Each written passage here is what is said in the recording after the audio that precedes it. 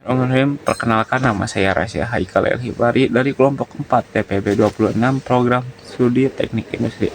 Di sini saya akan menjelaskan bahwasanya bagaimana cara Erigo menyelesaikan masalah tersebut melalui bidang bisnis mereka.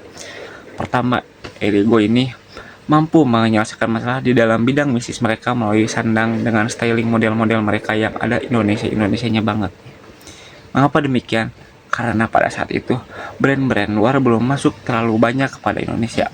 Maka dari itu Erigo sendiri ingin lebih membrandingkan barang-barang lokal mereka. Dengan demikian mereka mempunyai ciri khas di mata masyarakat, yakni sebagai suatu brand tentang aparel ataupun baju-baju lainnya yang sangat kuat di dalam bidang lokal industri tersebut. Lalu selanjutnya yakni ada menjunjung tinggi nilai dari suatu produk itu. Nah, Erigo sendiri ini mereka itu menjunjung tinggi nilai kenyamanan dari produk yang mereka buat, entah itu dari kenyamanan bahan ataupun kenyamanan yang lainnya. Maka dari itu Erigo ini sangat menjunjung tinggi nilai-nilai itu. Walaupun mereka sudah sukses ataupun sudah besar namanya, mereka tidak akan melupakan hal-hal yang paling penting itu. Mengapa demikian? Karena hal-hal itulah yang membuat mereka naik. Jikalau mereka menghilangkan aspek-aspek tersebut, maka aspek tersebut akan nol dan Erigo sendiri akan kehilangan citranya di mata masyarakat. Lalu yang terakhir ya adalah indikator kemajuan. Indikator kemajuan mungkin bagi beberapa perusahaan ataupun bisnis itu merupakan hal yang sama ya semuanya. Mereka itu pasti akan menargetkan uang dan uang. Namun Erigo sendiri di sisi lain mereka menargetkan hal-hal yang lain, yakni mereka tetap ingin menjadi suatu brand yang mempunyai nama di mata masyarakat, baik itu di media sosial ataupun di media kancah internasional. Maka dari itu, Erigo sendiri bukanlah hanya semata-mata mencari tentang uang, tapi mencari bagaimana mereka mempunyai nama yang terkenal di bidang brand lokal tentang baju dan pakaian. Maka dari itu, Erigo sangat menjunjung tinggi nilai-nilai mereka, yakni nilai-nilai sandang mereka dan styling mereka. Yang dimana tolak ukur benchmark mereka itu bukanlah hanya tentang uang, melainkan tentang kepopuleritasan juga. Mungkin cukup sekian apa yang saya sampaikan. Untuk poin selanjutnya yaitu motivasi internal dan eksternal. Nah, untuk kasus Erigo ini pernah mengalami bagian-bagian atau kasus yang begitu sulit untuk Muhammad Sadad selaku ownernya. Tentu saja ia mengalami penjualan yang tidak stabil dan mengalami masa-masa sulit. Namun ia tetap bertahan, konsisten dan yakin pada dirinya sendiri bahwa ia bisa melewati masa-masa sulit itu dan yakin bahwa brand yang ia bangun bisa melanjutkan atau menaik hingga ke jenjang internasional. Yang kedua, target finansial yang justru melemahkan motivasi. Ketika ia terlalu fokus pada angka yang besar dan keuntungan yang besar dari sebuah penjualan, Sadad pernah merasa stres dan kehilangan arah. Ia kemudian menyadari bahwa orientasi yang berlebihan pada target finansial membuat kehilangan esensi brandnya, yaitu membawa brand lokal dengan kreativitas anak muda. Setelah itu, fokus Erigo ke kualitas produk dan identitas brand. Yang ketiga, peran komunitas. Tentu saja peran komunitas sangat penting dan sangat berpengaruh untuk kenaikan atau nama brand menjadi lebih terkenal ke setiap penjuru daerah maupun luar negeri, dan membuat brand-brand terkenal oleh sebagian influencer dengan teknik kolaborasi. Nah, jadi itu adalah bagian yang membuat brand Erigo ini sama atau membuat jadi lebih tinggi dan terbangun. Yang selanjutnya, jika visi terasa mengawang, bagian yang bisa diukur. Yang pertama, jumlah penjualan ekspor atau kerja sama internasional. Yang kedua, kehadiran di fashion show seperti New York Fashion Week. Yang ketiga, peningkatan penjualan online ke pasar luar negeri. Nah, begitu. Jadi, selain penjualan pada brand lokal atau ke daerah lokal atau nasional, Erigo juga dijual ke luar negeri untuk menjadi atau membangun sebuah cakupan yang lebih luas. Yang ketiga, konsekuensi jika visi tidak tercapai. Erigo kehilangan momentum sebagai brand kebanggaan lokal. Yang kedua, tim internasional bisa kehilangan motivasi dan semangatnya untuk membangun terus brand tersebut. Yang ketiga, Indonesia kehilangan salah satu peluang besar untuk bersaing di industri fashion dunia. Nah, mungkin Kesimpulannya atau kesimpulan dari 2 poin yang saya jelaskan, yaitu semangat membuktikan bahwa brand lokal bisa mendunia. Yang kedua, pengakuan publik kolaborasi dengan influencer dan ajang internasional Fashion Week. Nah, mungkin itu saja yang bisa saya sampaikan. Terima kasih. Dilanjutkan untuk poin selanjutnya. Berikutnya yaitu ada hambatan dan psikologi kegagalan. Nah, pasang surut yang dialami oleh Muhammad Sadat dalam merintis dunia bisnisnya. Nah, dalam konteks perjalanan bisnis Erigo, pendekatan yang digunakan Muhammad Sadat lebih menyerupai sinyal pivot, bukan riset berbayar. Kenapa seperti itu? Sebelumnya, sinyal pivot itu adalah titik balik berdasarkan data historis yang digunakan untuk menentukan arah baru. Sadat melakukan hal serupa.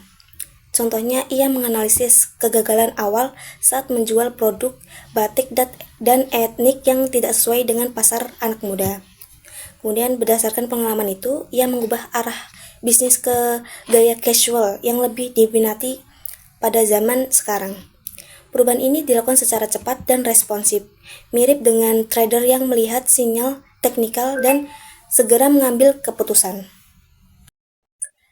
Sadat tidak melakukan riset berbayar seperti laporan pasar atau analisis profesional. Ia lebih mengandalkan pengamatan langsung terhadap perilaku konsumen, uji coba produk dan respon pasar, kemudian ada adaptasi cepat terhadap tren media sosial dan gaya hidup anak muda. Jadi, Erigo memanfaatkan kegagalan sebagai sinyal pivot untuk mengubah strategi bisnisnya. Ini adalah contoh nyata bagaimana intuisi, pengamatan pasar, dan keberanian mengambil keputusan bisa menjadi alat navigasi yang ampuh dalam berbisnis. Kemudian ada bias kognitif. Dalam kasus kegagalan awal bisnis Erigo yang dijalani oleh Muhammad Sadat ini, bias kognitif yang paling relevan dan berpotensi menjerumuskan adalah sunk cost fallacy dan confirmation bias. Nah, kenapa seperti itu? Nah, kita lihat dulu dari definisinya. Sunk cost fallacy itu memiliki arti yaitu terjadi ketika seseorang tetap melakukan suatu keputusan atau investasi karena sudah terlanjur mengeluarkan banyak biaya, waktu, atau tenaga, meskipun hasilnya tidak menguntungkan. Nah, contoh nyata dari sisi Erigo ini, yaitu Sadat melakukan bisnis atau memulai bisnis dengan menjual produk batik yang ternyata tidak sesuai dengan pasar anak muda. Kemudian ia sudah melakukan investasi modal, waktu, dan tenaga dalam produksi batik, namun akhirnya memutuskan untuk meninggalkan segmen tersebut dan beralih ke pakaian casual. Ini menunjukkan bahwa Sadat tidak terjebak dalam sunk cost fallacy, justru ia berhasil menghindari dengan berani pivot strategi bisnis. Berikutnya, confirmation bias. Definisi confirmation bias adalah kecenderungan untuk mencari, menafsirkan, dan mengingat informasi yang mendukung keyakinan awal, sambil mengabaikan bukti yang bertentangan. Nah, potensi jebakan di awal Erigo ini, Sadat sempat percaya bahwa batik bisa menjadi tren di kalangan anak muda, dan mungkin awalnya mengabaikan sinyal pasar yang menunjukkan sebaliknya. Namun, setelah melihat respon pasar yang buruk, ia tidak memaksakan keyakinan awalnya dan segera melakukan perubahan. Nah, dari paparan bias-bias tersebut, Sadat menunjukkan ketangguhan psikologis dengan tidak terjebak dalam bias-bias tersebut, dan justru menjadikan kegagalan sebagai titik balik untuk membangun Erigo menjadi brand global. Berikutnya yaitu jenis biaya tak terlihat yang dialami Erigo. Yang pertama yaitu ada opportunity cost atau biaya kesempatan. Sadat menghabiskan waktu dan modal untuk menjual batik yang tidak sesuai dengan pasar anak muda. Selama periode ini, ia kehilangan potensi pendapatan dari segmen pasar yang sebenarnya lebih besar dan cocok untuk produk casual. Penundaan pivot ke gaya casual membuat Erigo terlambat masuk ke pasar streetwear yang sedang tumbuh. Yang kedua yaitu biaya operasional yang tidak efisien. Sadat mengikuti beberapa pameran fashion yang tidak menghasilkan keuntungan. Contohnya yaitu di Malaysia, ia mengalami atau menghabiskan 25 juta untuk operasional, tetapi hanya menghasilkan omset 5 juta.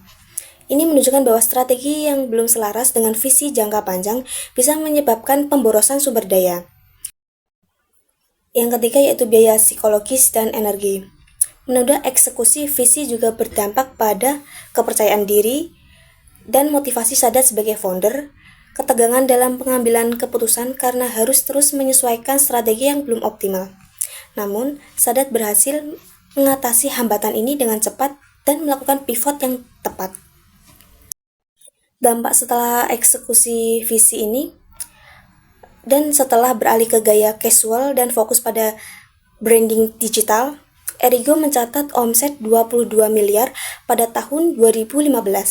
Tampil di New York Fashion Week dan Billboard Times Square menunjukkan bahwa eksekusi visi yang tepat membuat lonjakan eksponensial. Sekian dari kami. Wassalamualaikum warahmatullahi wabarakatuh.